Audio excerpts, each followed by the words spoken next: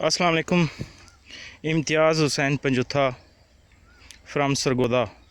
ये हमारा permanent race bed के ऊपर कमाद है और ये हमने मई में लगाया है और अभी माशाल्लाह ये तकरीबन 4 फुट तक 5 फुट तक पहुंच गया है।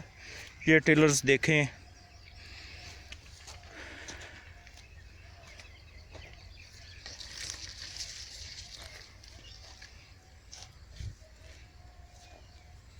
मल्चिंग की हुई है माशाल्लाह। 3 एकड़ मैंने ये लगाया है और बहुत ज़बरदस्त है।